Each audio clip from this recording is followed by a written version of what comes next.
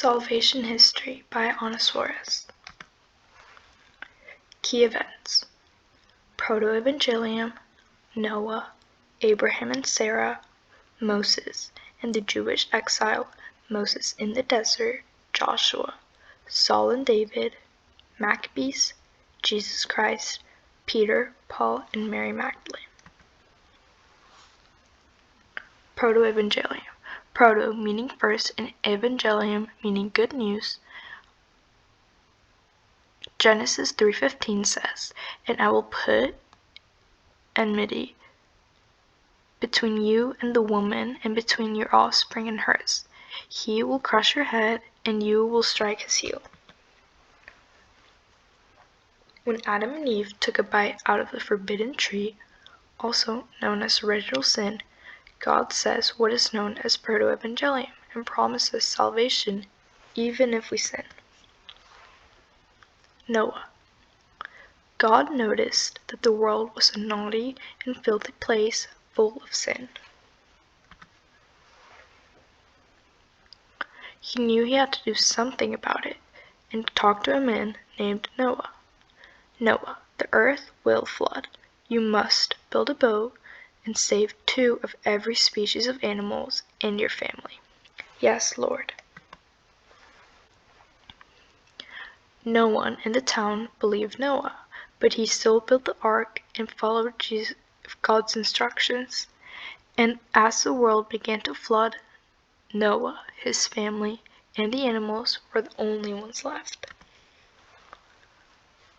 After months of seeing no land, a dove came to the boat carrying an olive branch to show signs of earth. After God showed Noah a rainbow to signify the covenant, and he would never do that again. Abraham and Sarah. Abraham and Sarah were an old couple. God promised them a child, which was almost impossible because of how old they were. God made a covenant with Abraham, promising land and descendants, and to seal the covenant, every descendant of Abraham was circumcised. "I will make you into a great nation, and I will bless you. I will make your name great, and I will be a blessing. I will bless those who bless you, and whoever curses you, I will curse. And all people on earth will be blessed through you." Genesis 12:2-3. Moses in the exile. While Moses wandered in the desert, God appeared to him in the form of a burning bush. "Moses, you must free the Jewish slaves from Egypt and lead them to the promised land." Moses went to the Pharaoh and tried to reason. "Please free the Jews." "No."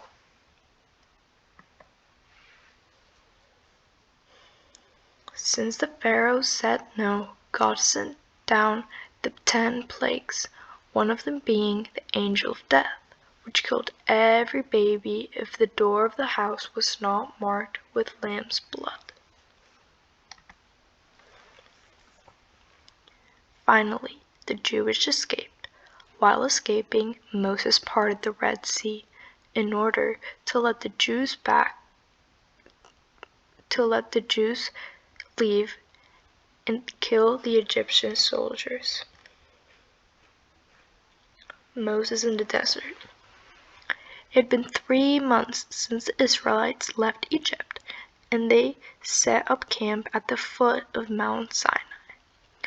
God called to Moses from the mountain, and Moses went up to him. God reminded Moses of how he freed the Israelites from the Pharaoh, and how the devastation in Egypt demonstrated his power and might. Then God told Moses that if the people obey his covenants, their nation would be great and holy in his sight. Then he told Moses to have the people cleanse themselves and be ready, because in 3 days the Lord will come down on the mountain the people should not attempt to go or even touch the mountain.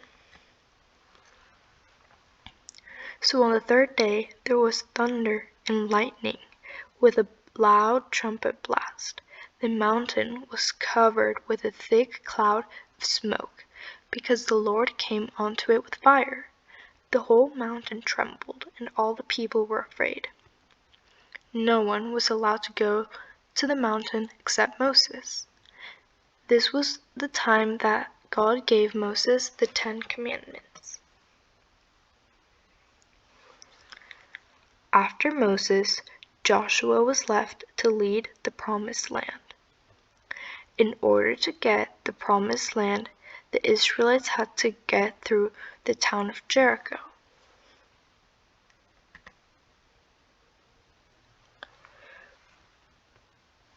God spoke to Joshua and told him that in order to take down Jericho, they had to march around the city once every day for 6 days, and on the 7th day march 7 times around Jericho, and to blow trumpets and shout.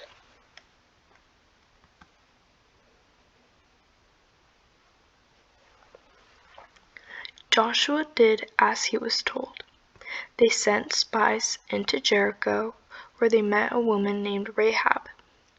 Once they marched around the city, the wall falls, and they destroy everyone in the city, except for Rahab and her family. Saul and David. After defeating Goliath, King Saul put David as head of the army. David was very loved by the people.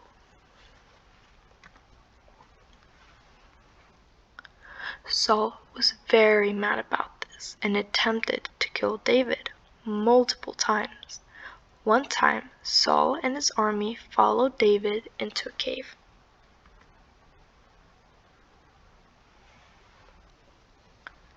While in the cave, Saul went to the bathroom, and meanwhile David snuck up behind him and cut a piece of cloth from Saul's garment. David let Saul walk out of the cave with no harm. As Saul walked away from the cave, David walked out and caught Saul's attention. David said the following: "May the Lord judge between you and me, and may the Lord avenge the wrongs you have done me, but my hands will not touch you." 1 Samuel 24, verse 12. This story demonstrates how when someone wrongs you, we should leave it to God instead of handling ourselves, since God knows what is truly best. Maccabees. King Antiochus, king of Israel, didn't like how many Jews there were in Israel. He wanted everyone to follow the same religion as him. Antiochus abolished the practice of Judaism. Many Jews were afraid for their lives, so they felt forced to follow the king's orders. But one group of brave souls decided that they would not submit to the king. They would not worship foreign gods and give up their Jewish way of life. This group was called the Maccabees, and they were determined to take back their temple and defend their religious freedom. The Maccabees were led at first by a man named Mattathias, and then later by his son Judah. Compared with the king's army, they were small in number, but they were mighty in spirit. With faith and relentlessness, determination as their guides, the Maccabees won a stunning victory over the king's army. They fought hard, and against the odds, they won. This shows how by believing in God and having a strong faith, anything is possible, because God will protect and do what is best for his followers. Jesus Christ. The Paschal mystery is God's plan for our salvation, fulfilled by the passion, death, resurrection, and ascension of Jesus Christ. The suffering of Jesus during his final days in his life, his agony in the garden at Gethsemane, his trial, and his crucifixion are part of the Passion. Death. Jesus was crucified on the cross and stabbed with an arrow in his torso on Good Friday at 3 p.m. Resurrection. The passage of Jesus from death to new life on the third day after his crucifixion. The heart of the Paschal mystery and the basis of our hope in the resurrection from the dead. Ascension, the going up into heaven or rising of the rising Christ 40 days after his resurrection. He opens the gates for heaven for all people. Peter. Peter was one of Jesus' apostles. He was the first pope of the church. He was an early leader of the church and was martyred. He gave Mark apostolic authorship. Paul. Paul was an apostle of Jesus. He was a Roman citizen, so he was able to travel more than other disciples. Paul wrote the letters in the New Testament along with John and James. He traveled through the world spreading the good news. He eventually died as a martyr. Mary Magdalene. She is called the Apostle of Apostles because she was the announcer of the resurrection of Jesus Christ. She traveled to Marseille, where she spread the good news and performed many miracles. Thank you.